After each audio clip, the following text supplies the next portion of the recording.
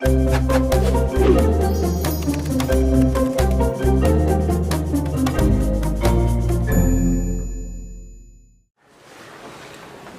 excited, right? Yeah. I can tell.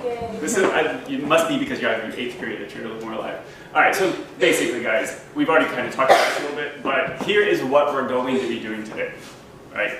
I need you to understand what I'm looking for so that at the end of class, when we pull it out, you know what you're going to be doing. So you're going to be able to break down this piece of text. It's actually 2 pieces of text. I know, incredibly long, 4 pages. I don't know how you'll ever survive. But you're going to be using text marking, which we've discussed before, and you know how to do it, but we're going to review it as we go through it.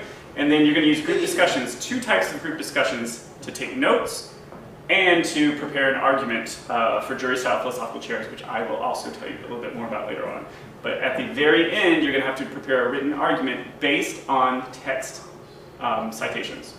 Okay? So you're going to have to pull stuff out of that text, put it into your writing. Must have citation from the text. Got it?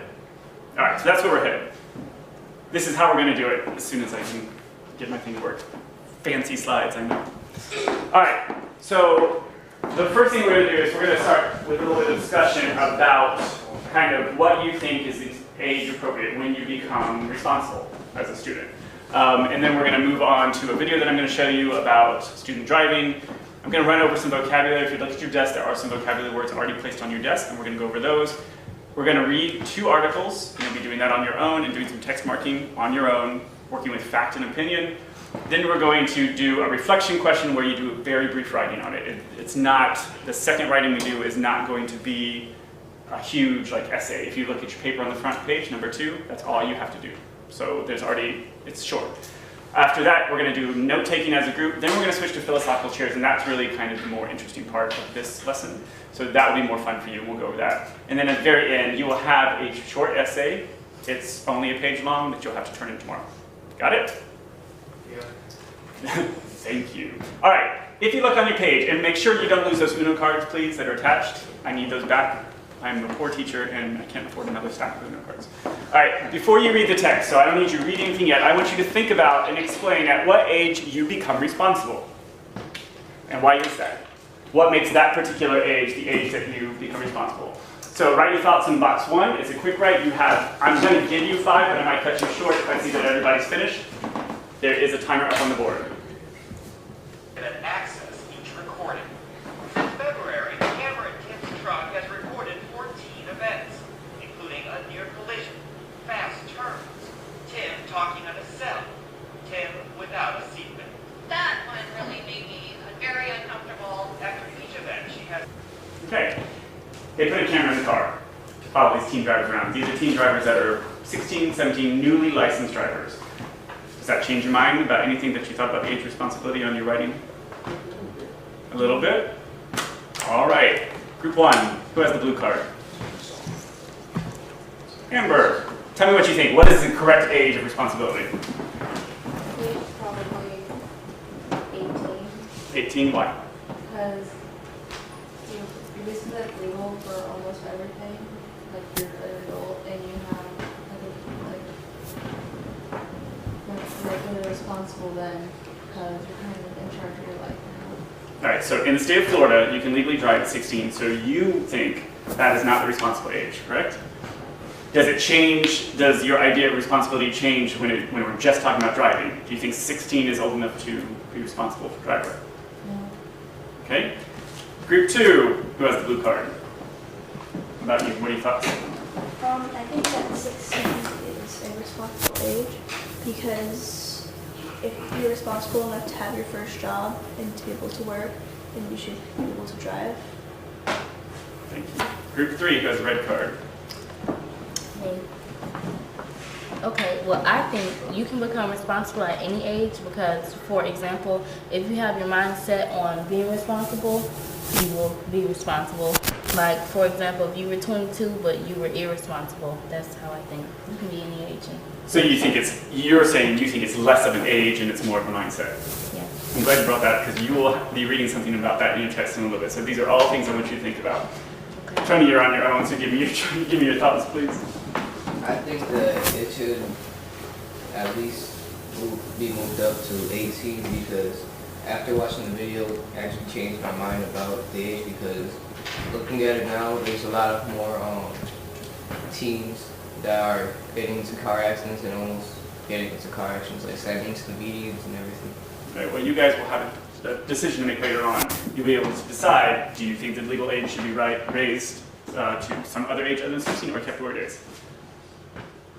Before we start reading, what I'm going to do is I need you to go over some vocabulary words. These are not words that you need to memorize, and there's not going to be a test on vocabulary, but you may come across them in the text, and if you don't know what they mean, they could stop you for a little bit.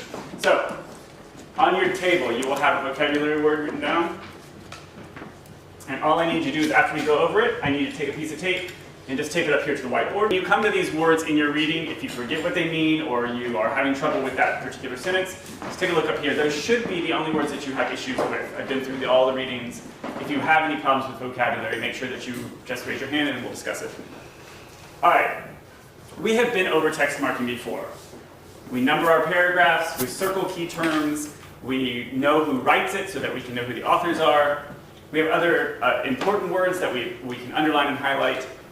I've already numbered the paragraphs for you to make this a little easier and a little faster because there are quite a number of them. What I want you to do is you're going to determine fact and opinion. In the articles that are going to follow, you can go ahead and turn the page to the article. F is for fact, O is for opinion. These are relatively lengthy articles. Someone in here will most likely pass out when they realize how many pages it is. I know Jabri's eyes are getting bigger and bigger as it goes. It won't take you that long, I promise. It will not kill you. You will probably be better off for it in the end. What you're going to do is you're going to go through, and I want you to mark what is a fact and what's an opinion. Facts are something that you, as a researcher, a scientist, a student, a human being, something that you can prove, something that has research base behind it and you can actually show me. Opinion is something that the writer has developed. You're going to have your own opinion today, but it's going to be based on this text. So if you would take a few minutes as you read, pay close attention to what the authors are presenting as fact or opinion. Use these labels to mark your text according to what you find in the text. I have no idea what that was. This farmer has this thing. Okay. Anyway, so you're going to be using this information later on, so this is really important step. You've got to find it because you're going to be using this to present your argument later on. If you go ahead, I'm going to give you about 10 minutes to read through these two articles, so there's not a lot of time to waste. Go ahead and start finding your facts and opinions. All right, your time's up for now. You will get a chance to come back, so if you guys are just relax, I'll tell you just a second. I chose Tony's card. Unfortunately, he's by himself, so group number 4 got chosen. Tony, why do you think we chose those two articles? I think from what I read so far is that he chose these two articles because one is defending 16-year-olds being able to drive, and the other one is basically on the opposite side, saying that they should rise the age for being able to drive. All right, anybody have other thoughts on that? Why I might have chosen these two articles? What we're trying to do, I know you guys think, oh, Mr. Curtis, you just have us write for no reason. The reason I'm having you write these and think about this is because I'm trying to prep your brain for the discussion that is to come. All right, you guys are trying to get your own opinions now, and so every time I have you write and every time I have you refer back to the text, what I'm trying to get you to do is start to think about how you feel about this topic. And eventually you're going to back up your opinions with the things that you've read from these articles. So in order to get you to go back to the text one more time, we're going to do something called directed note-taking. Go ahead and turn the page in your packet. You'll find a sheet that says directed note-taking, it says notes at the top. You are already in your small groups, so Tony does not feel left out. I'm going to ask him to join another group, please. All right, in these small groups on the note page provided, I want you to work together. So this is where you start to get out of your zone of just being by yourself and start to listen to other people. What you're going to do is you're going to find and label the notes. I've provided you with the notes. There's nothing you need to do except now you need to find them in the articles.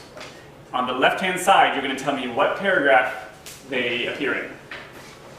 Okay, and then on the right-hand side, you have 4 different columns. It says money, maturity, behavior, education, or experience. You have to categorize those notes. So as a group, decide how you feel. Where do they fit in? Find the paragraph number, and then what category do they fit in? Is it an economic issue? Is that one of the reasons they give?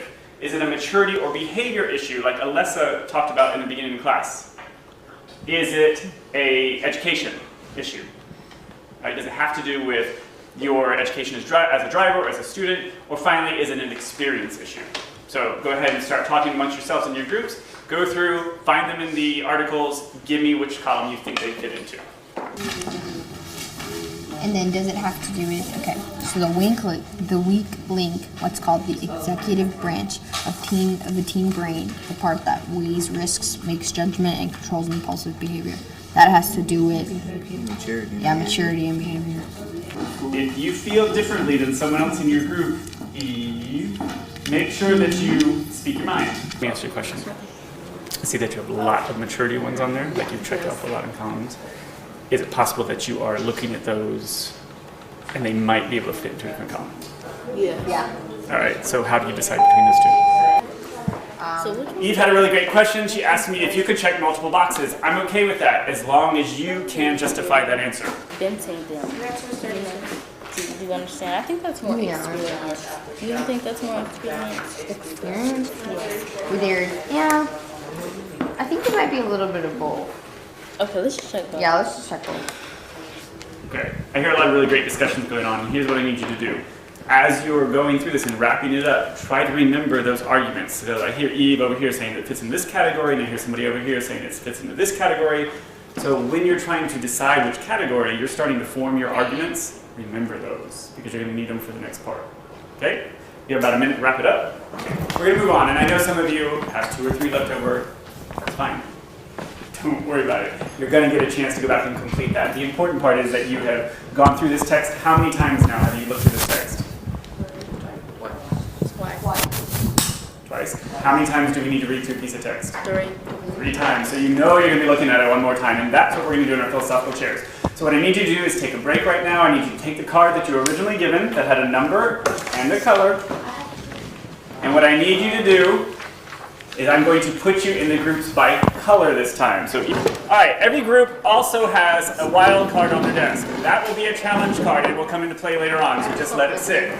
Everyone must use their challenge card at the end of this. All right, these are your juries. We're doing a different kind of philosophical chair. Someone tell me what the last type of philosophical chair was like. What do you do? So on 2 sides of the room, and what was on either side?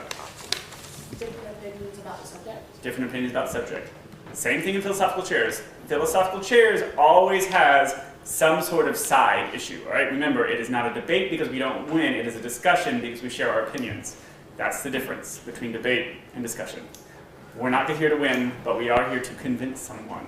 All right, so you're going to be working in small groups in these juries. So we will not have sides. As a jury, you're going to come up with how you feel about this topic, right, in your little groups, and then you'll share out later on. So there will be discussion in your small groups, and then you must come to a consensus, if you can, within your group. So even though not everyone in your group may agree, you're going to decide what it is as a group you're going to share. So juries, sometimes not everyone agrees, but you have to win over people so that you can present a solid front. So I know it's really small up here, but each group will elect a jury foreperson to represent the group. Who is the most argumentative, most likely to become a lawyer in this classroom? You know it, she raised her hand, she knows it, she's in the back of the class. Alessa is most likely to be the attorney in the group. So you will judge, you will pick a foreperson for your jury. They will be the spokesperson to represent you. That does not mean, Alessa, that you are queen of the group.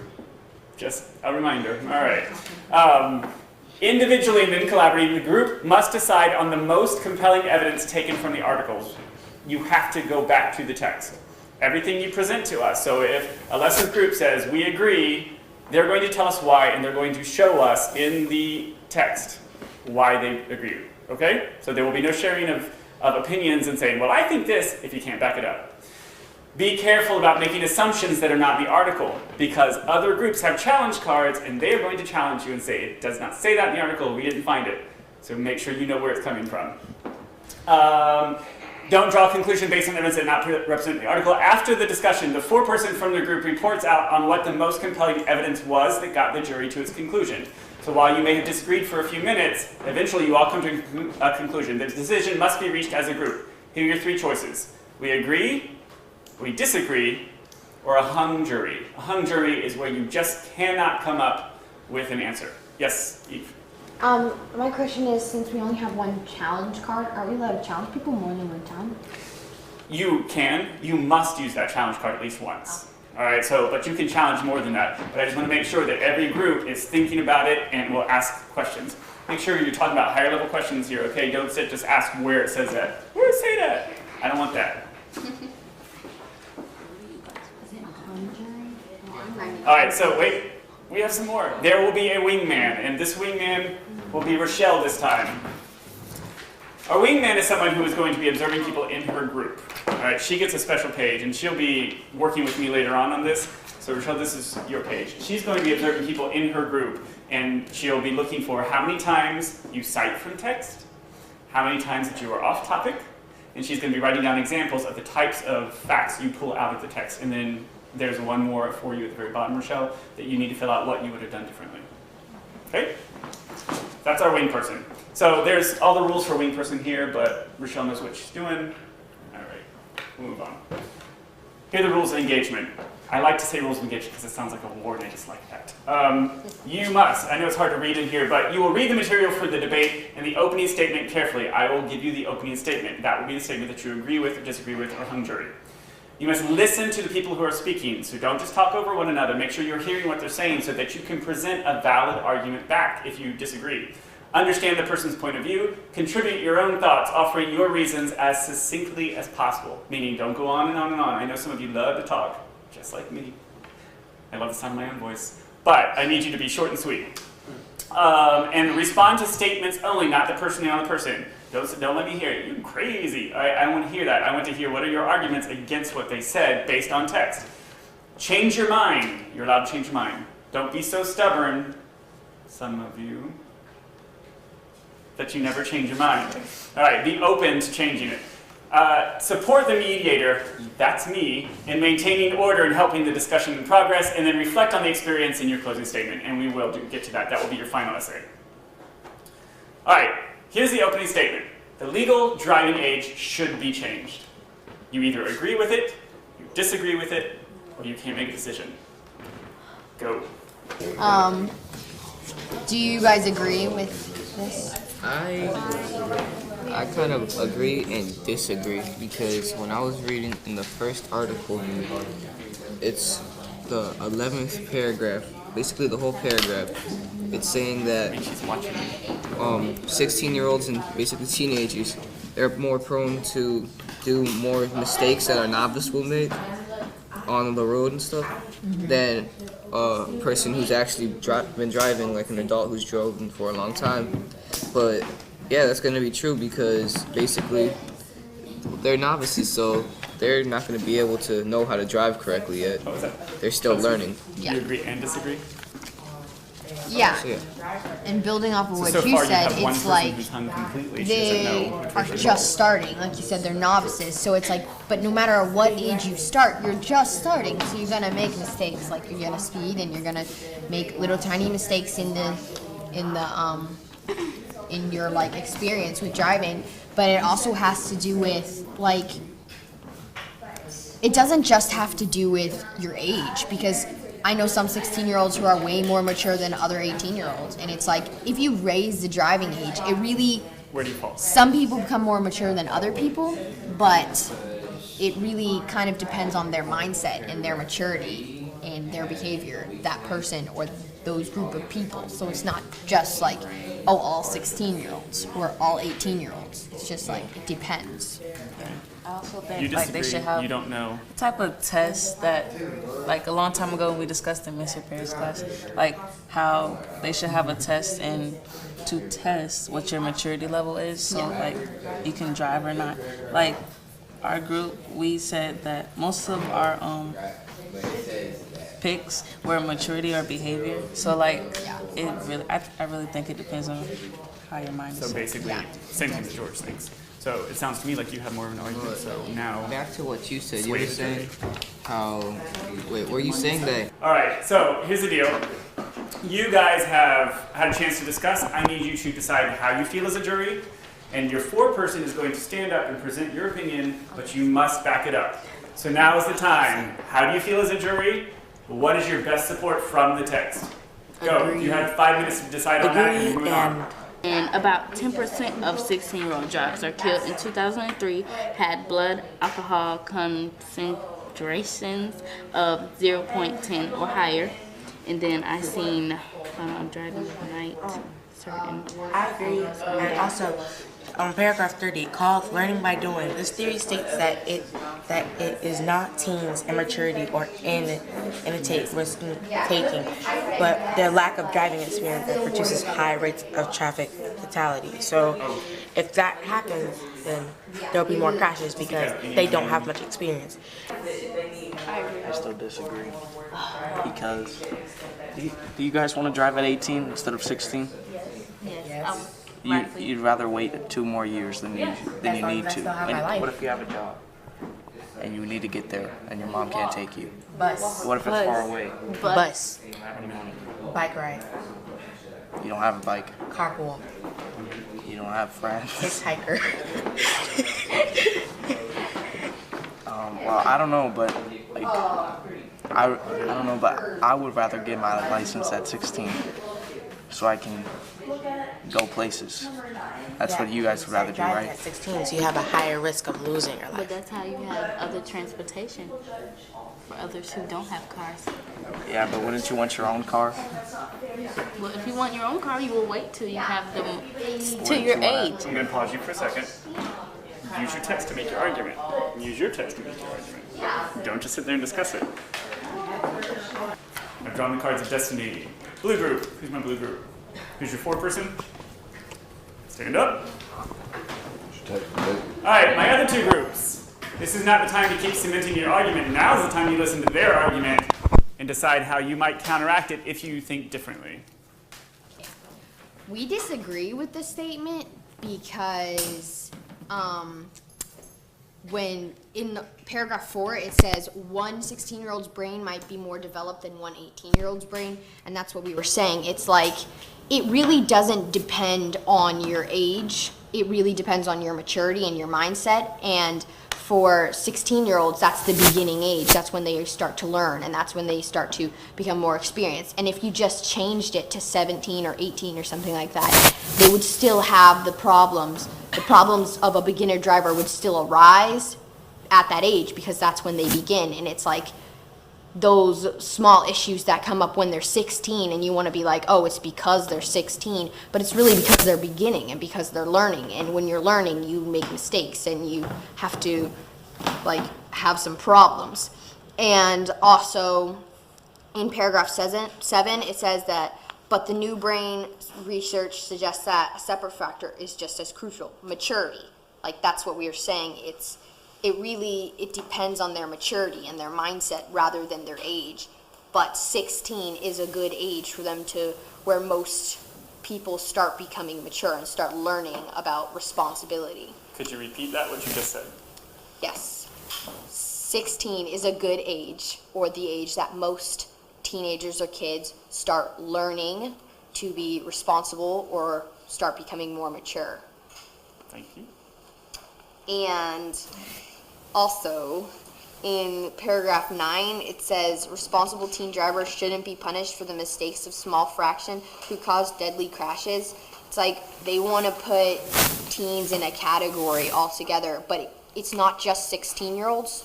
It could be 16-year-olds, 17-year-olds, 18-year-olds. It's like, it's those, and it's not even a ginormous portion. It's just like a small fraction because they're learning and they're beginning. And when you do that, you have problems and issues that arise out of that. And in paragraph 10, it says that only about 10% of the 16-year-old drivers killed in 2003 had blood alcohol concentrations of 0.10 or higher, compared to the 43% of 20 to 49-year-old drivers killed, according to the Insurance Institute for Highway Safety. It's saying that, like, they want to blame the whole 16-year-olds or, like, because they're starting or because they're just 16. So they want to raise, like, the age up to 17 or 18 or something like that. But in reality, it's more 20 to 49-year-olds were killed because of alcohol poisoning than the 16-year-olds. So it's like, it's not necessarily just because they're 16. And we disagree with that statement that the driving age should be changed from 16 because of all the points previously stated. Thank you for that short but sweet reasoning. All right, yellow group, you're next. Who's your foreperson?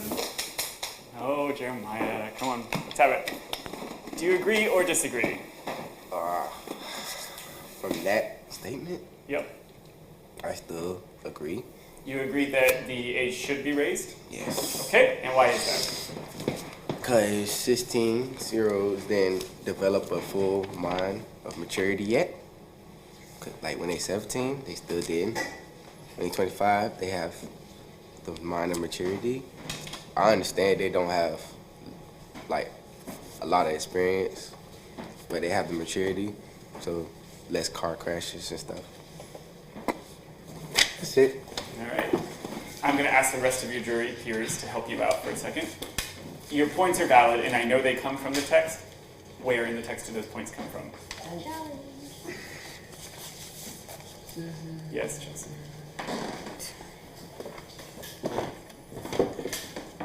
We were saying that they weren't mature enough. And in paragraph 6, it says in 2003 there were 937 drivers aged 16 who were involved in fatal crashes. So, and in paragraph 8 it says raising the driving age from 16 to 17 would benefit the society as a whole, and it makes sense to raise the driving age to save more lives. Thank you. That's how you make a point in support of a text. And finally, red group. Is your foreperson? Of course it is. Your Honor. Wait for this one. Let's have it. Okay, Your Honor, I simply agree because. I like that title. If you would keep that, I'd appreciate it. What age were you driving on the road?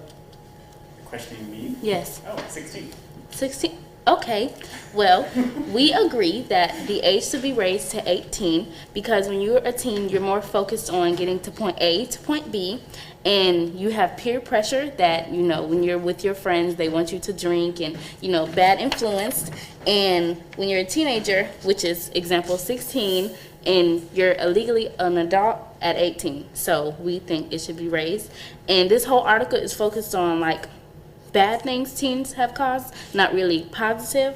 And we found we found more than 3, but this is more 3 important ones. So scientists at the NIH campus at Bethesda, MD, have found that this vital area develops through teenager years and isn't fully mature until the age of 25, which is an adult. And then 16, wait, hold on, this is not it, okay, hold on. Only about 10% of the 16-year-old drivers killed in 2003 had blood alcohol concentrations of 10 or higher. And then we have another one.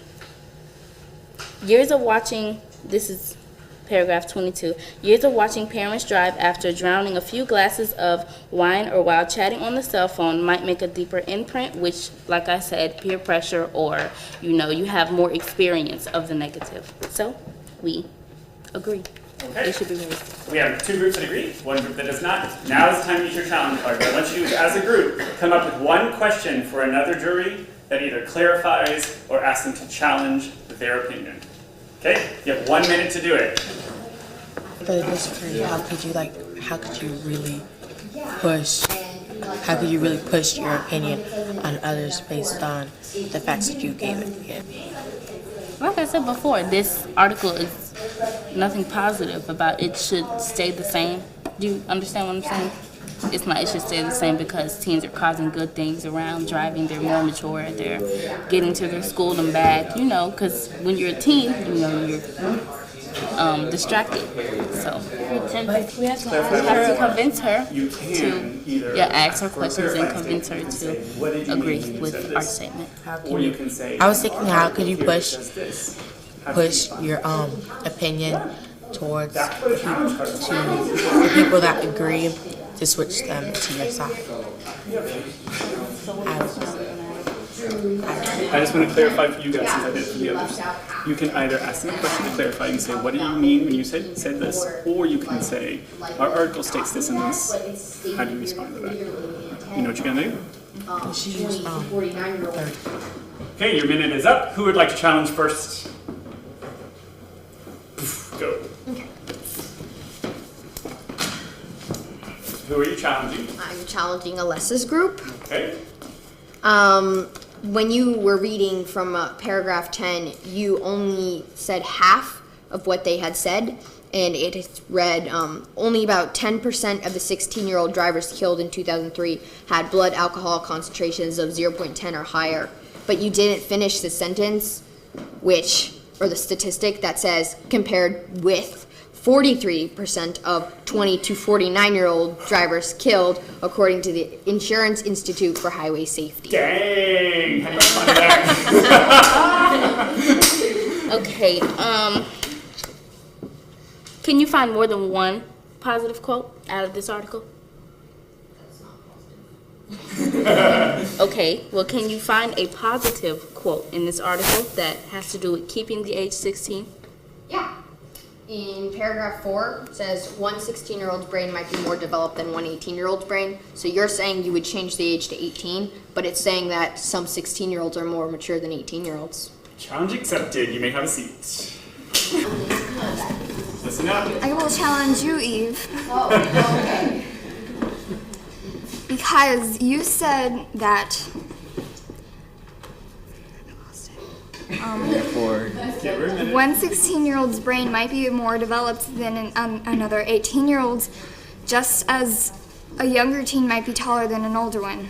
But evidence is mounting that 16-year-old's brain is generally far less developed than those of teens just a little older. Okay. I would back that up with what you're saying. I understand that. It does say that a 16-year-old brain is generally far less developed than those of teens that are just a little older. But in paragraph 7, it says that, but new brain research suggests that a separate factor is just as crucial, maturity. And even though your brain may be more developed at 18 than it would be at 16, it really depends on maturity, not brain development. Awesome. Thank you. Yep. You want to come back, right? It also says a new 17 or 18-year-old driver is considered safer than a new 16-year-old driver. That's an opinion. Oh, okay. With that, have a seat. We're going to move on. Now, guys, the important part about this is not to win an argument. The important part is that you've gone to the text for facts, you've gone to the text to create your argument, and that's how you form an argumentative essay, which is what our goal is today anyway. It's not about, it's almost written for you now. What was that, Eve? This is fun. Exactly. It's a little warm in here. But anyway, what's happening now is you've got all the arguments you need to write your essay. You've got the proof in the text. Your essay is basically written for you now. I see Alessa back there still steaming from the burn you gave her, and that's all right. She's going to come back in her essay. But what I need you to do now, and this will be for homework, all right? And you have all night to do it. Flip to the very last one that says number 3. It's a box on your page. It's not an extremely long essay. And I know how you guys are like, oh, it's a full page. Yes, it's a full page.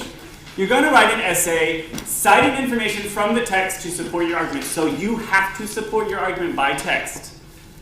What is the appropriate age to get a driver's license? Here's where you share your opinion. You can raise it, you can lower it. You can give me an age that you think is arbitrary. You can say 16, 17, 18, 25, 42. Not that anybody in here would be that old at all. That's how I see all of you behind the wheel, by the way. Really? Yes. God help me when you start to drive. All right, so that is your homework, but I do want to thank you for coming out. What you need to do is when you write this tonight, you're going to state what your opinion is, and you're going to provide all the reasons from the text. Yes? Instead of like putting the quote back in the text, can we just put the paragraph number? No. Okay. Way to be lazy. Woo! Good for you. No, write it. Here's why. If you write the entire quote, think of it this way, Lessa. If you write the whole quote, it takes up more space. Yeah. So write the whole quote. And when you get to FCAT and things like that, this type of writing, and by being able to pull out a quote, you're going to raise that FCAT score. Okay? Yes? You have to use every single bullet point because some of the... It's a good question. If everybody will look at number 3, please. They give you 4 different bullet points. Those are things to consider. Things to think about. All right?